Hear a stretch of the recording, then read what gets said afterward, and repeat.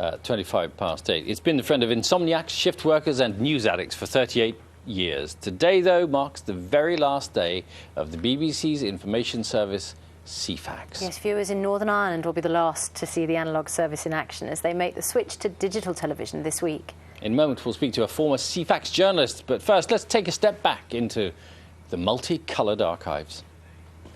And it's all done at the touch of a button. Ceefax, a name manufactured from Seeing Facts. The present output of Ceefax is roughly 50 pages.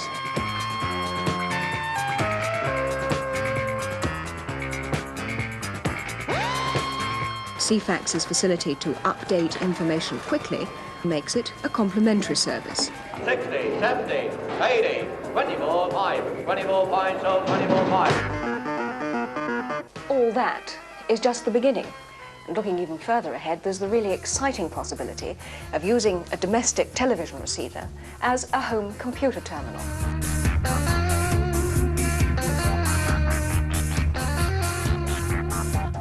Oh, it's nice to meet you. William Gallagher's a former Ceefax journalist and joins us now. You're telling us you've written how many pages? 15,000, and I remember them all. How many?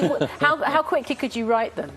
Oh, a couple of minutes on a news story. It was only 70 words. It was very technically difficult, but you got into the rhythm of a quick headline and very fast stories. And you got to be very clear and concise, right? Yes. I mean, broadcast writing's all about being concise, but particularly in your case. Excessively so. I mean, Twitter in comparison seems so easy now to do. And I write books now, and the difficulty is not writing it in 70-word chunks and things like that.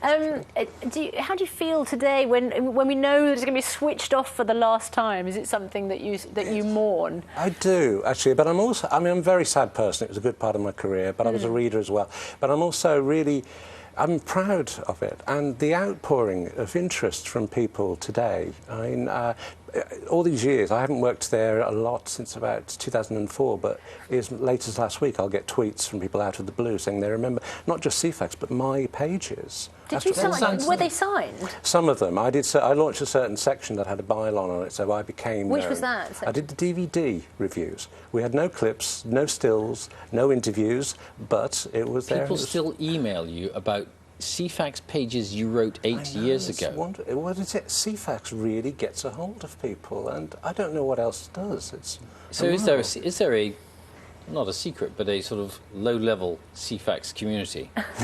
There is a cult.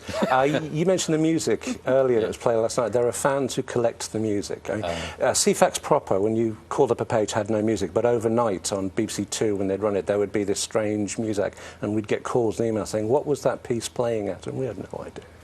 You didn't know what it was? No idea. At first, I didn't know there was any music at all, but there are actually CD collections of it, apparently. It's funny because it was one of those things which just seemed, you know, as the internet and digital services developed, Ceefax became more and more old-fashioned looking. It didn't kind of develop its graphics in step with other digital services, did it? No, it was never pretty, but there were technical limits. There was very little you could do, and they really used that for it. I mean, the internet killed it in the end, but the first bullet really was something like digital television.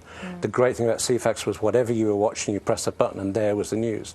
But after digital, you'd have to switch off satellite, switch off cable and go to it, and it just stopped. Well, it was hugely useful in its day. I remember my first job in local radio, we used Ceefax as our reference for so much stuff. Relied on it. William, thanks very much. Did you ever insert little jokes? I did do a little nod to my wife on my last day. Did you? Yes. Cheeky. William Gallagher, the end of Ceefax. Coming up, the BBC News Channel has the latest news from home and abroad. But those northerly winds will bring a real chill for the end of the week and into the weekend. Now, if that doesn't bring a tear to your eye, then maybe this will. This is one of the last ever Ceefax maps that we will see. I'll just stand out of the way so you can see it in all its glory there. A beautiful magenta scene, isn't it, showing all the cloud across the UK today. Ceefax is finishing today, so this is one of the last ever weather maps that we'll see. Bill and Susanna, back to you. But they never put in the Republic of Ireland there. There's no weather in the Republic of Ireland on those maps. No, but you can join up sometimes Northern Ireland to the Isle of Man if you're a bit ham-fisted when you first started. that's a very easy thing to do, as I know from experience. You could build a bridge between Northern Ireland and Scotland, couldn't you? Happens quite a lot. All right.